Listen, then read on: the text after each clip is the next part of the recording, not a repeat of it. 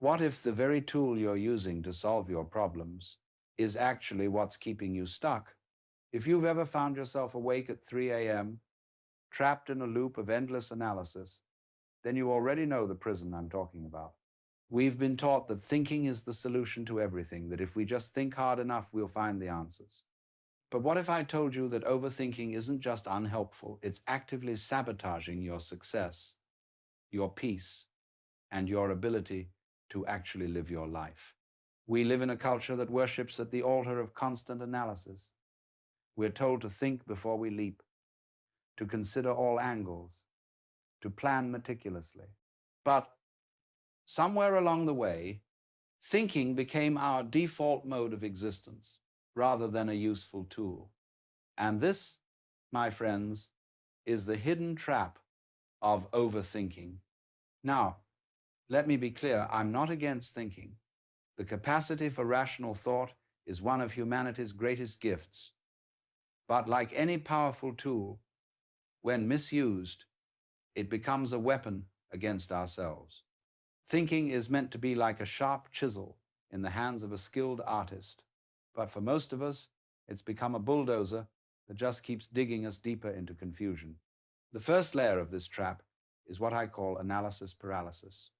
This is where thinking actually prevents action rather than enabling it.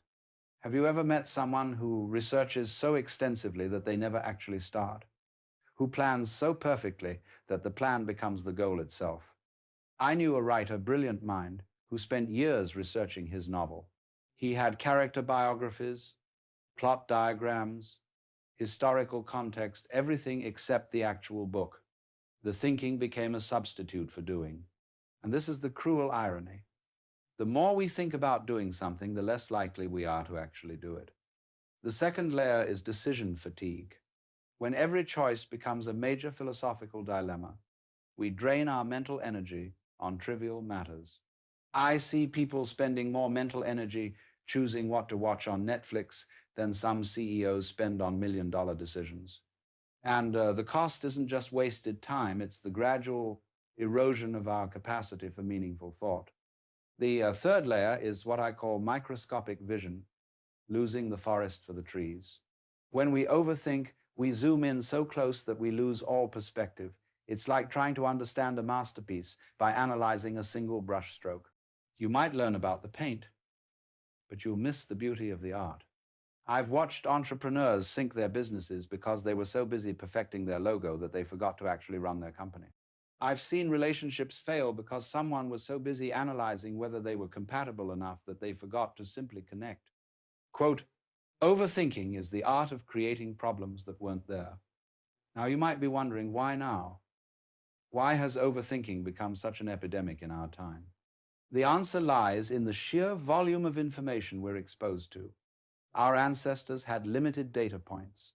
We have the entire knowledge of humanity at our fingertips. And our brains weren't designed for this. We're trying to drink from a fire hose of information, and we're drowning in the process. Then there's the comparison culture.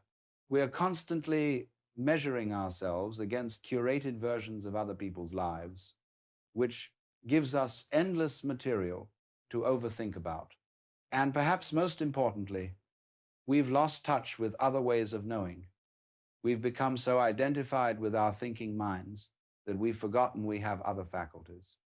This brings me to a crucial distinction. There's a difference between the mind and awareness. The mind thinks, awareness observes. Most overthinkers are trapped inside their minds, mistaking the contents of their thoughts for reality itself.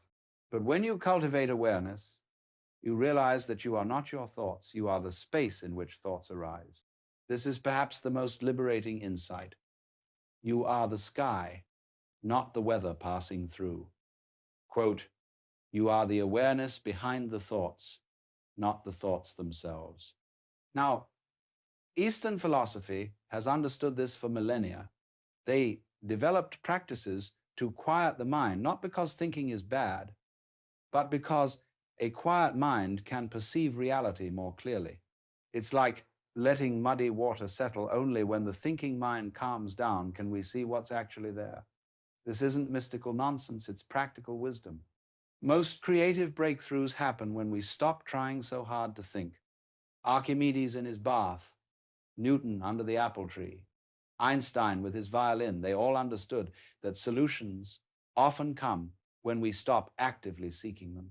You've experienced this yourself, that name you couldn't remember that pops into your head the moment you stop trying. This is the paradox. By letting go of excessive thinking, we actually become more intelligent, more creative, more effective. So what can we actually do about this? How do we escape the trap of overthinking? First, practice mindfulness, not as some spiritual exercise, but as mental hygiene. Just 10 minutes a day of watching your thoughts without getting involved with them. The goal isn't to stop thinking that's impossible. The goal is to change your relationship with your thoughts. When you see your thoughts as mental events rather than absolute truths, they lose their power to trap you. Second, implement decision deadlines. For minor decisions, give yourself a time limit. If it won't matter in 5 years, don't spend 5 hours on it. Third, embrace action over perfection. Done is better than perfect. Start before you feel ready. Most overthinking happens in the gap between planning and action. Narrow that gap. Fourth, reconnect with your body. Overthinking lives in the head. Movement, sensation, breath, these bring you back to the present. When you're fully in your body, there's less room for mental chatter. Fifth, limit your information diet. You don't need to know everything about everything. Curate your inputs like you'd curate your food. Quality over quantity when it comes to information. Sixth, relearn to trust your intuition. That gut feeling is often wiser than hours of analysis. Your intuition is your accumulated wisdom speaking faster than your conscious mind can process. Now, some of you might be thinking, but what about important decisions? Don't those require careful thought? Of course, but there's a difference between thoughtful consideration and obsessive rumination. The former is purposeful and time-bound. The latter is endless and circular. In fact, experts in any field make decisions quickly because they've learned to recognize patterns rather than analyze every variable. And in many situations, any decision is better than no decision. A ship can adjust its course, but it can't get anywhere if it never leaves the harbor. Quote, progress requires motion, and motion requires decisions. Let me share some stories from people who've escaped the overthinking trap. Sarah spent 2 years planning her business. Market research, business plans, competitor analysis, endless thinking. Then she launched with a minimal viable product, and within months, she had real customers giving her real feedback. The thinking had been a shield against the vulnerability of actual failure. Michael the painter would start pieces but never finish them because they weren't perfect. Then he started setting time limits and calling works finished rather than perfect. His productivity and satisfaction skyrocketed. Lisa would spend hours every day deciding what to wear, what to eat, which route to take. Then she started setting 30-second timers for these decisions. She reclaimed hours of her life each week. The common thread? They all discovered that most thinking is unnecessary. Now, I want to introduce a radical idea. What if much of our thinking is just mental noise? What if it serves no purpose whatsoever? Neuroscience suggests we have around 60,000 thoughts per day. Most of them are repetitive, and many are downright useless. That voice telling you you're not good enough? It's not wisdom, it's a broken record. The thought I'm not capable isn't a fact, it's just a thought passing through. The solution isn't to argue with the thought or analyze it. The solution is to notice it and let it go. This is why mindfulness practices are so powerful. They teach us to relate to our thoughts differently. Let's look at how this applies to specific areas of life. In business, the most successful companies aren't the ones with the most analysis. They're the ones that learn fastest through action. The build, measure, learn cycle beats endless market research every time.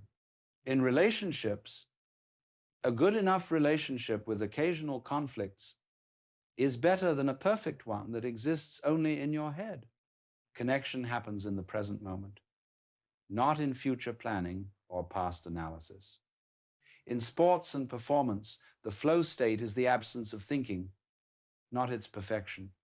When you're truly in the zone, the thinking mind gets out of the way. Quote, excellence happens when thinking stops and being takes over. Now, I know this goes against everything we've been taught. We're raised to believe that more thinking equals better outcomes. But the real world operates differently. Action beats planning. Adaptation beats perfection.